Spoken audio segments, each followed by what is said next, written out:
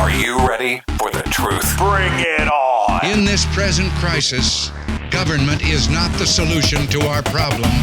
Government is the problem. Do you want the whole truth? I don't think you're ready. Governments don't control things. A government can't control the economy without controlling people. It's Crane Durham's Nothing But Truth. Welcome back, Crane Durham's Nothing But Truth, proudly on AFR Talk. And as we get set, last hour we were joined by David Freddoso of the Conservative Intelligence Briefing, where he's the editor of that, and Washington Examiner columnist, New York Times bestselling author. The Case Against Barack Obama, just one of 3 books that he has written that are all New York Times bestsellers, talking about the debt ceiling and the default and the idea of defaulting.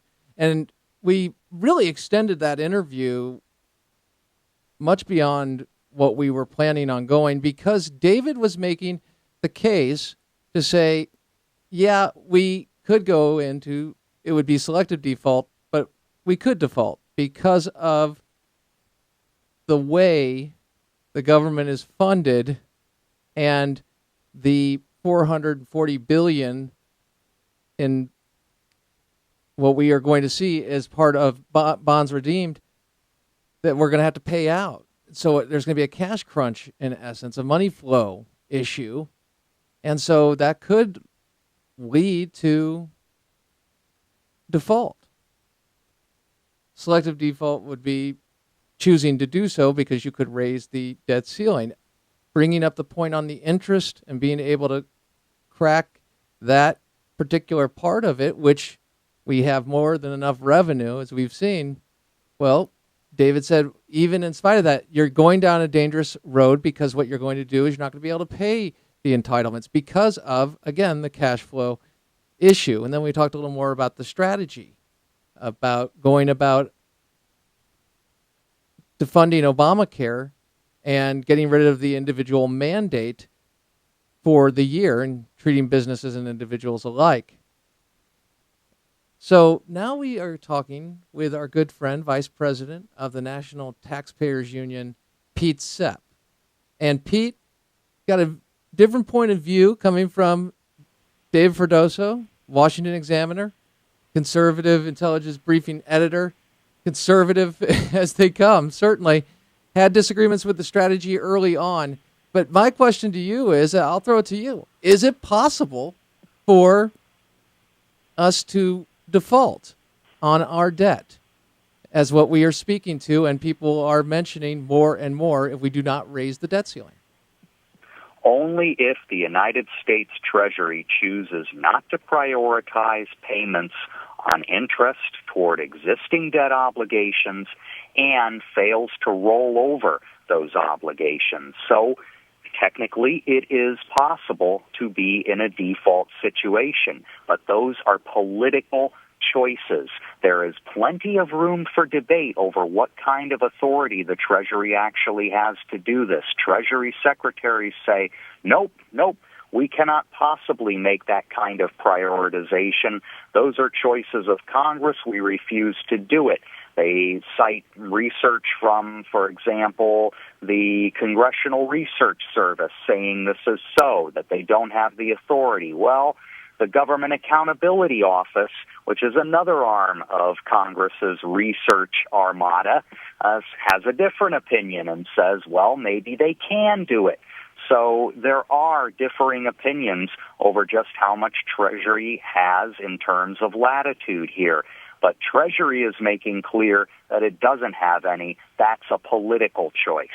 And have you, okay, it's a political choice to say we don't have the authority to do what it would take to not default on our debt. What about the cash flow problem? The redeeming of $440 billion worth of bonds, the cash crunch, if you will. Is that a part of that, what you just mentioned? Yes, there would be a cash flow situation. Plus, of course, if the federal government could not borrow another dime, that would entail some decision-making that Congress would have to participate in eventually, because certain government obligations or government programs would not get funded. Now, I say this again. If you take a look at the existing revenue stream of the federal government, compare it to the amount that we're spending, well, we have a deficit situation.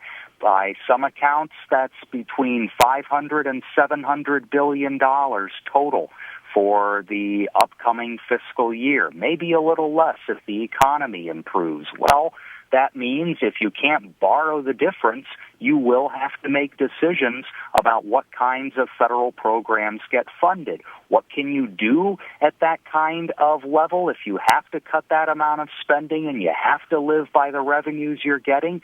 Well, you could raise taxes, but to us, my organization, that would defeat a lot of the economic growth prospects we might have for the upcoming year. Could you cut back federal spending in that amount? Yes, it would be difficult, but you could still pay existing interest on the national debt, pay Social Security, pay Medicare. You would have to reduce defense spending. You would have to reduce other so-called discretionary programs. It would be very difficult. That's where Congress would have to come in. All right, so Pete, things people would be able to, and I'm just checking this out, people would get their Social Security checks, they would get their Medicare, but we would see some delays and there would be some hiccups along the way. Plus, there would be some choices of reform, if you will, and I'm putting reform in the Chris Farley quotes, that would take place because of crisis, merely the crisis that's created, the need, the inability to borrow, so you've got to cut, and that it would be cut through crisis. Yes, I mean, okay. And this would be some very serious decision-making and prioritization on the part of Congress, no doubt about it. Of course, we are hearing now that at this late hour, members of Congress might be interested in, again, dealing away the spending caps they just agreed to with President Obama in 2011. Now, these were caps put on federal spending that have reduced part, not the entitlement part, but the discretionary part of the federal budget by about 3% total in the past 2 years. This is the first time that overall federal outlays, both mandatory, the entitlements, and discretionary, have actually gone down in real terms since the Korean War. And this apparently has a lot of politicians upset. They think that federal spending should go up perpetually. But the point I'm making here is they're calling a 3% reduction catastrophic, impossible to live with. And they have so much more decision-making ahead of them to get our government and the nation's finances back on track. We can't allow them to deal away that minor progress. What's the leverage here, Pete? In negotiation, there's always leverage. What is the Republican houses, just conservatives in this fight, what is their leverage? Well, the beauty of those budget caps I was speaking about is that they need do nothing to keep them in effect. There is absolutely no fiscal cliff here where the caps expire. They will keep in force, keep going in the law for about another 8 years. And all Congress has to do is nothing to make sure that those caps remain in place and keep working to ratchet down the growth rate of spending. That's an excellent leverage point. I think another leverage point we're starting to see is Senate Democrats giving a little bit over Obamacare. Not a lot. We're talking about, according to media reports, doing away with the medical device excise tax on manufacturers. We might see a 1-year delay in the individual mandate penalty. Now, here I'm not talking about the mandate itself, but just the penalty that you might have to pay. It's really, well, the Supreme Court calls it a tax. It's a forced exaction from people for not participating in the Obamacare system. That might represent some additional leverage. All right. And just want to bring people in. We're talking with our good friend, Vice President of the National Taxpayers Union, Pete SEPP, about the current situation with the debt ceiling and the continuing resolution, but specifically the debt ceiling is front and center, looking at the date of the 17th, obviously. Tell me something, Pete.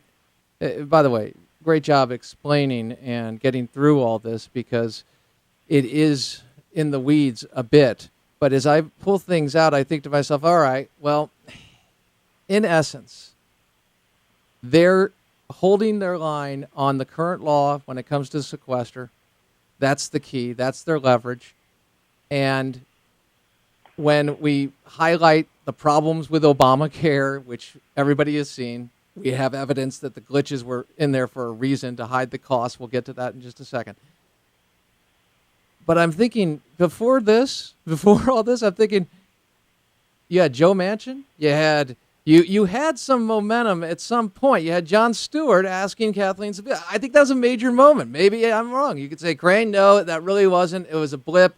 The mainstream media, as well as those in the Republican Party, as well as the Democratic Party, just overtook that because they didn't focus on that issue. It was a lack of focus to say, here's what we want, fairness. I heard them focus on this. We got the sound bites. I know you have been there with this, and yet that seems to be a bridge too far. Was it always? Yes. Well, I think a lot of it just had to do with convergence of events, and hindsight is 20/20, of course. But when you think back, you realize it might have made more sense to actually speed up the implementation of the exchanges so that they didn't fall at the beginning of a fiscal year. What if the exchanges went into place, say, over the summer, in July or August? Well, then we would have had all of these reports about not just glitches, but outright failures of this system. And I think that would have worked as good leverage in these budgetary negotiations to say, now do we understand that the odds are against the IRS coming up with all of the implementation it needs for the individual mandate and other portions? Now do we understand that the exchanges are in terrible trouble? Now do we understand that after so many years since enactment of this law, this was in the spring of 2010, we still don't have workable websites where people can apply for these things? Maybe we need to take a break from it all. And I think if this had come to a head, not on the first 2 weeks of October, but rather the first 2 weeks of August or July, we could have had, I think, a more structured and rational debate over what to do. I think the main problem, and as you've laid out, hindsight is 20/20. But if there was a unified Republican Party on board, you would have been able to extract. I believe you would have gotten the individual mandate. I really do. I really think that would. Yeah. And what really bothers me is the undercutting of the position, which is a conservative, principled position. And again, we talk about this a lot, Pete. We look at the record, and we look at the spending, and we look at the intergenerational theft. We can go right down the line and speak to the economic issues, the cultural issues of dependence that we're seeing. And it's not a question of a little right on this. There's right and wrong. And what we're seeing out of Obamacare never has worked, never will work, and we're seeing the destruction of it right now. It's not really a surprise. It doesn't take Rip and Einstein to realize central planning and government control over 1/6 of the economy is not going to work. Look at where they've taken over before or have tried to be a part of things. They mess it up. It's terrible. Our founders understood this. Here's the question, though. If we have the right answer and we continue to have this, and this must drive you nuts, man. And I love the fact that you're patient. I love the fact that you can maybe not throw something at the television when Krugman says everything's just going swimmingly. I think that's great. So help us all here, Pete, because as conservatives, we're sitting there going, how on earth did this happen?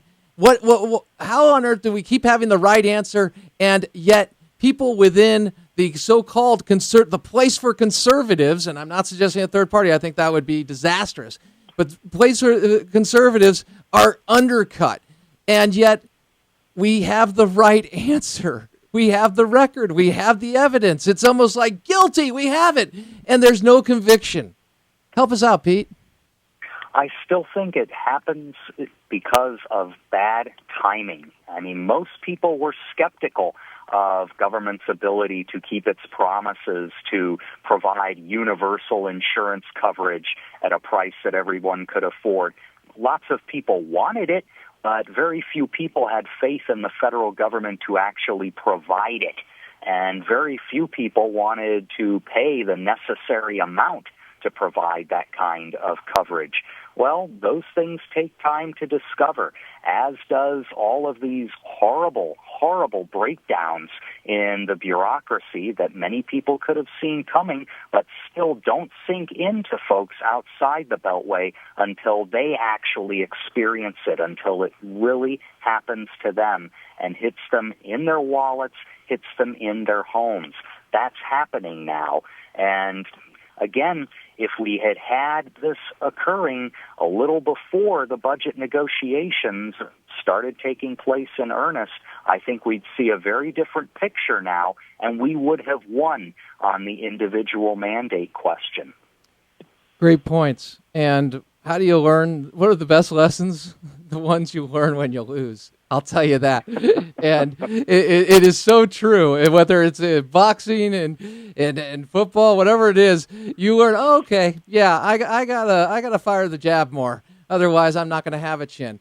Yeah, and that's what we're really looking at, and a new way to go about the strategy. But a part of this, the reason, and I will say, hey, going with this strategy and going with it, I was definitely in favor of it, and I'm not bailing on it per se. What I'm saying is it was a fluid situation. It's a fluid situation when you're having the debate and you're moving the ball. And obviously your opponents, ideological opponents, want to say the game's over, you've lost the whole time. Meanwhile, you could be moving the ball. And I think we have seen that at times. But that didn't pick up. It didn't gain traction within the Republican Party, and if you can't get your own party on board when it comes to these acts, you are going to be fighting the mainstream media, the left Democrats, and you're going to be fighting your own party. It's not a recipe for success. Pete? No, and that's right. It's frustrating, but tell me, when people want to learn more about this, and you've explained it beautifully, we can go to ntu.org. And we can learn about what you've just talked about and also learn more about the way forward. Yes? Yes. And they can also learn more about the budget caps issue, because this is still a chance that we have to win on exercising and imposing fiscal restraint on Congress and the president. Again, we just have to make sure they don't take action to undo what's already been done. That is a good position to be in, far better than getting them to continue a policy that's about to expire. And again, they can do this. They can pass a clean debt ceiling raise. They can pass a clean CR. And bottom line, those caps stay in place, right? Absolutely. There you go. Hey, Pete Sepp, man, it's great to talk with you. Thank you for taking the time. My pleasure. Take care. Pete Sepp, National Taxpayers Union Executive Vice President. And I still want to get to the story regarding American Family. There's been a response from the military, and you've been hearing about that at the top of the hour news regarding this. We will have an interview with AFA President Tim Wildman tomorrow, and you will be able to hear Tim as well as the news and other great programs that will address this issue right here on AFR Talk, so fear not. Want to get to something I mentioned a little bit earlier, And we really didn't stick to the plan tonight because what we're dealing with is a fluid situation on the debt ceiling and the CR and the consequences of it. I made a call editorially to move with that. And I think we are better served for it with the likes of David Ferdoso, Pete Sepp, walking us through what exactly has happened and where it's gone. It's not over. It's not over by a long shot. And this is just another battle in the long war. But when you have the truth on your side and you recognize that this is not something where you get uber stressed out about, well, Crane, why do you do it? Because I forget the lesson that God's in control, and God doesn't have to deal with, there's no ceilings with God. So as we know what really matters and we recognize absolute truth, the fact is that's the only security that's there.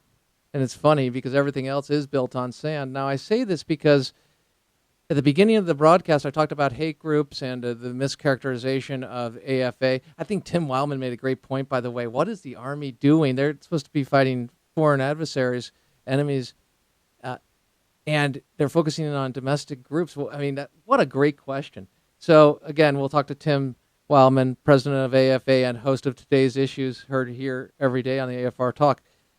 Tomorrow, getting back to the point of what security is, what is going to come out of this, and the importance of recognizing God is in control. If we recognize that, and this is where I started, if we recognize that, you recognize that you do have these gifts. God has created you for a purpose and a reason. And when we see the state try to come over in an umbrella fashion to control the society, and the people that are electing them into this place are not factoring in human nature and thereby not really factoring in the Lord and recognizing that, because they're looking for heaven on earth. They're looking for the utopia society that the ruling class can provide through the manipulation of the rest of us. It doesn't work. It never has worked. It also violates and offends me, quite frankly, and I think you, when it comes to being able to use those gifts and experience your liberty. And when we understand that and we have the failure of statism front and center, even with the battles that we are seeing maybe lost right now, it will inevitably be a Pyrrhic victory for the left because the truth is on the side of the right. That all said, live with honor in your life, compassion in your heart. Remember to always keep the faith in Jesus Christ. We'll talk about the silly arguments tomorrow and get more on that. We'll also post some of the articles you've heard about tonight right here on AFR Talk at the Facebook page. Live with honor in your life, compassion in your heart. Always keep the faith in Jesus Christ. God loves you. He created you. You're worth it wherever you're at. AFR Talk.